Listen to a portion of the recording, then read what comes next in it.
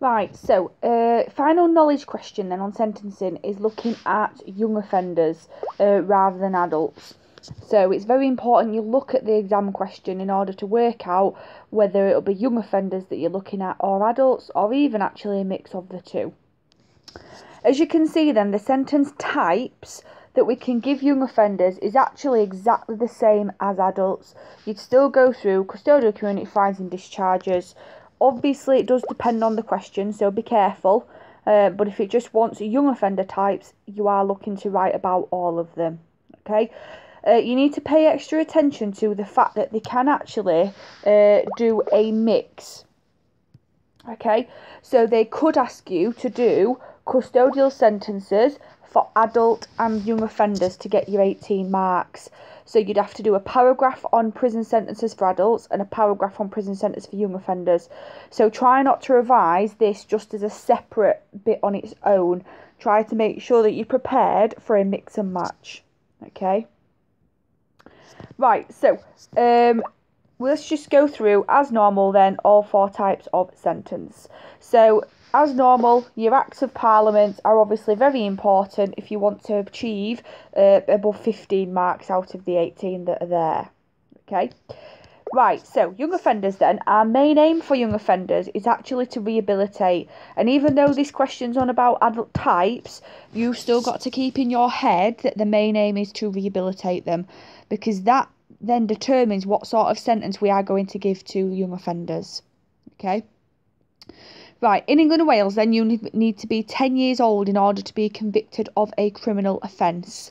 So anything less than that, you won't be. It's got to be 10 years old. Other countries vary, so some are 8 years old, some are 12 years old, but in the UK, 10 years old. If you are under 18, normally you're dealt with at the youth court, that's part of the magistrate's court, but sometimes it could actually work out that you do get sentenced in an adult court, so you just need to be aware of that. So for example, the Jamie Bulger killers, Robert Thompson and John Venables, they were actually sentenced in the Crown Court because the judge deemed that they were competent enough to be able to understand the seriousness that the Crown Court entails. So even though normally you would be at the youth court, if the judge feels like you deserve to go to Crown Court, that will happen, okay? But 9 times out of 10, you're going to stay at the youth court. Right, prison sentences then for young people. As you notice, it's a lot different to adults. So with adults, we've got a minimum of 7 there. We taught you 7. You needed to remember 5. Now, there were more than that, but for young offenders, you've got 3 here, okay? A young offenders institution, detention and training order, and detention at Her Majesty's pleasure. Just for ease, it's actually easier for you to start from bottom and go up. Okay, so starting at the bottom, we've got detention at Her Majesty's pleasure. Now, if you remember the M for Majesty's pleasure, it's only available for murder. So you can only sentence a young offender to DMP, detention at Her Majesty's pleasure, if that young offender has committed murder. Otherwise, this sentence is not available. Okay. Also, take note of the age, because you need to be aware of this if sentencing comes up as a scenario in your exams. Okay, so a young offender that's charged with murder can be given a detention at Her Majesty's pleasure. And the judge will set a minimum amount of time you need to spend in prison. But that sentence is what we call indeterminate. So what we mean by that is that they won't actually tell you the maximum that you'll serve. They'll just say you need to serve a minimum of 10 years. It's indeterminate because we will only release you when we feel like that you are ready to be put back into society. So that means that if we think it's going to be 10 years, but actually you're still a bit of a risk, rather than put society at risk, or you at risk even, we'll keep you in for longer. So it's known as indeterminate rather than a determinate sentence, which is what you would normally receive. Next one up then, detention and training order, DTO. So when I teach this, I explain that it's a little bit like a pizza, half and half pizza. The reason being, half of it is in prison, half of it is in the community. So like your new half and half pizzas with different toppings, that's what we're looking at there. Right, your age range 12 to 17 then. It can occur younger, but that's with permission of the Home Secretary. But generally you've got to be between 12 and 17 to receive a DTO, okay? Now, you are in prison for some of it, anything between 4 and 24 months. For the rest of your sentence, you are within the community, doing the training side, being supervised by a young offender team, so part of the yacht, and you'll be added community penalties, just like the adult community sentence there. Okay, so that's what will happen. Now, normally you'd only get this under 15 if you are a repeat offender. So again, you need to be aware of that for your scenarios. But it is a possibility for anybody between 12 and 17 to receive this. Okay, half in prison, half in the community. Your last one then, young offenders institution. So your local young offenders institution is in Wetherby. And that houses all the boys. For the young offenders, and females can go to Newhall Prison. For a young offenders institution, it's like a prison, and you are detained for a minimum of 21 days. So you'd have to serve a minimum of 3 weeks there, up until the maximum for that crime. So it could be, for example, if you've done robbery, you'll go there for a minimum of 3 weeks, but maximum we can keep you in there for is what the maximum for robbery is, which is actually life. So we'd have a look at the crime and see what the maximum charge would be. If, whilst you are in the young offenders institution, you turn 21, we will put you into an adult prison. So you can only get a young offenders institution sentence if you're 18 to 20. Then when you turn 21, we would put you in a normal prison. Okay, that's what we would do. Even if it's just a matter of weeks, because then it gives you the idea of what a normal prison would look like, and hopefully that in itself is going to deter you from reoffending. Okay, so as you've got there, you've got your three young offenders custodial sentences. Okay, you've also got some extra information at the bottom that's worth noting. So if you are charged with a serious crime, we can actually charge you at the Crown Court, which, like we did with John Venables and Robert Thompson. And we do have an extended sentence, which is very similar to the adult extended sentence, but you're on licence up to 8 years instead of up to 10 years. Okay, we don't make it as long as we would for adults, but really you're only ever going to get that if you're detained for public protection, which you'd hope wouldn't happen for a young offender, but actually it does, unfortunately. So that's your prison sentences then, just focusing on those three: Young Offenders Institute, YOI, DTO, detention and training order, and DMP, detention at Majesty's pleasure. Okay, again, make note of the ages, please, because if you get a scenario and they've not committed murder and they're not 18, really your only option is your detention and training order, which, to be fair, tends to be the main option anyway for the scenarios, but you still need to check in case you want to sentence them for something else. Right, community sentences then. So instead of it being called a community order, it's actually called a youth rehabilitation order, because remember, the main aim is to rehabilitate our young offenders. Okay, now it's exactly the same as a community order for adults. It's still that pick and mix situation. We can add a lot of requirements, but this time there's anything up to 18 requirements that we can do. Okay, so it's very, very similar, and actually a lot of them are the same, which is good because it means you can use them. But I would also try to remember some that are different from adults, so you're showing your wider expertise or wider knowledge, I suppose, for the examiner. Right, first one then, supervision requirement. So basically the same as an adult. So you're placed under the supervision of someone, generally somebody that's a youth offending team, but it can also be a probation officer. And you will meet with them probably weekly, if not more, for up to 3 years. And they can add certain requirements and make you do certain things whilst they are waiting to meet with you again on their next session. But a supervision requirement is there. Okay, so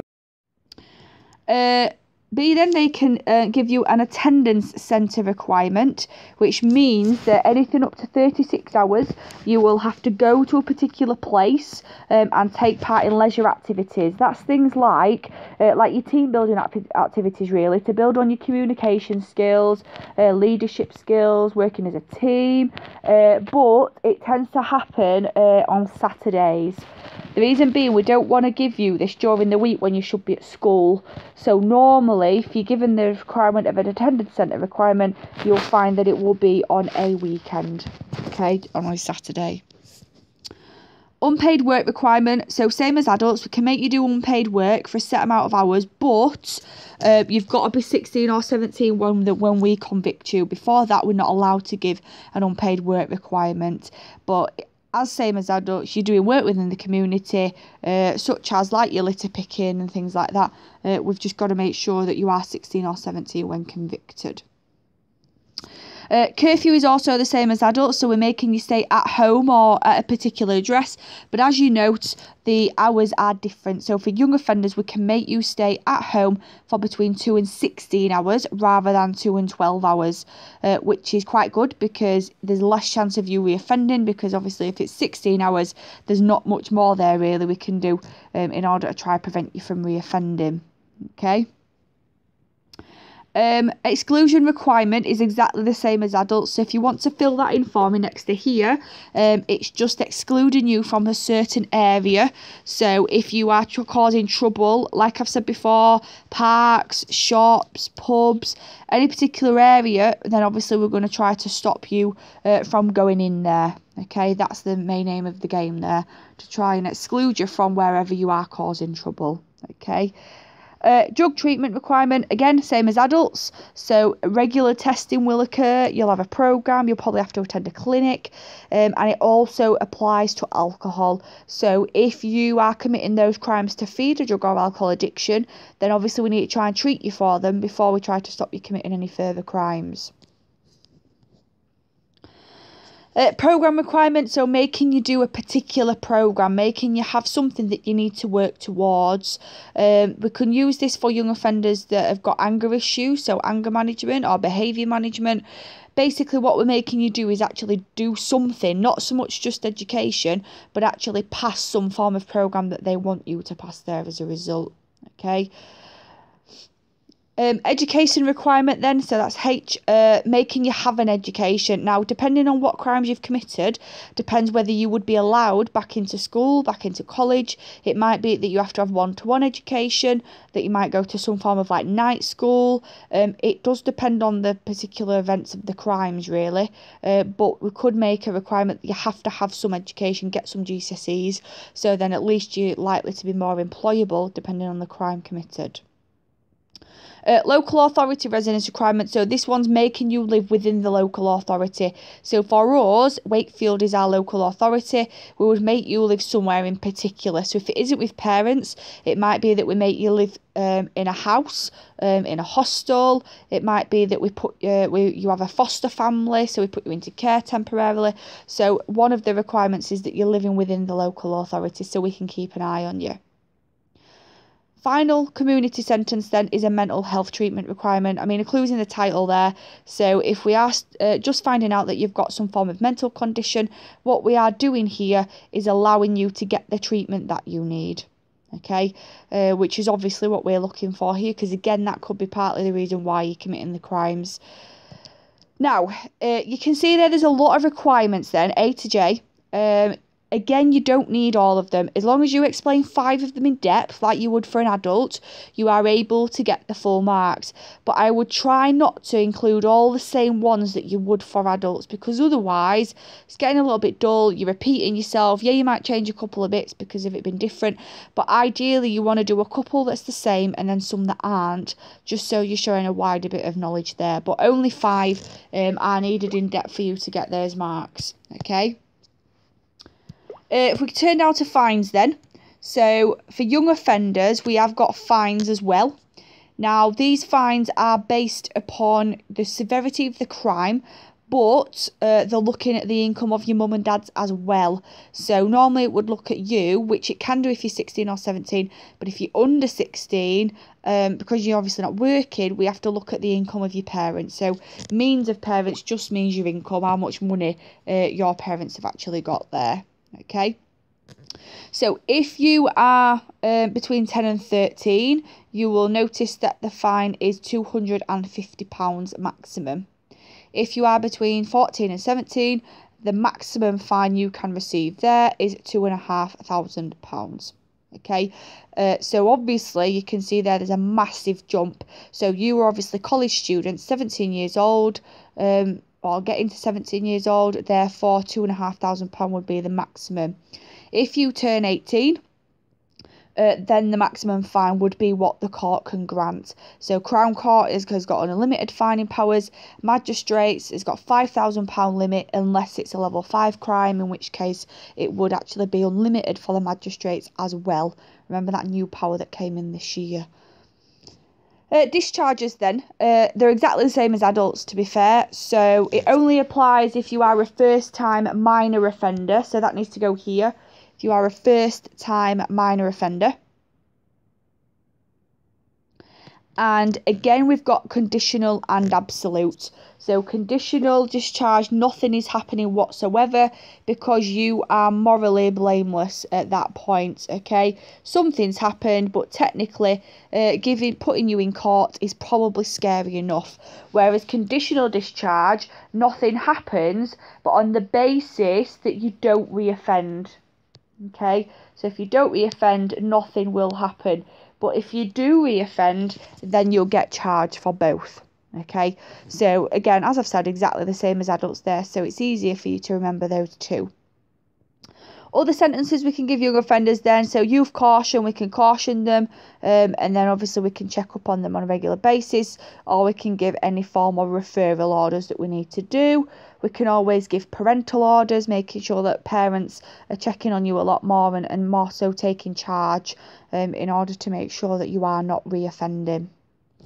Okay, so as you can see then, the young offender sentences are the exact same as adults, and again you need to look at what the question is wanting and make sure you are 100% aware that they can mix the areas. So they might ask you to detail what community sentences are available for both adult and young offenders, and because of that you would need to include both adult and young offenders there, two separate paragraphs, or what custodial sentences are available for adult and youth offenders.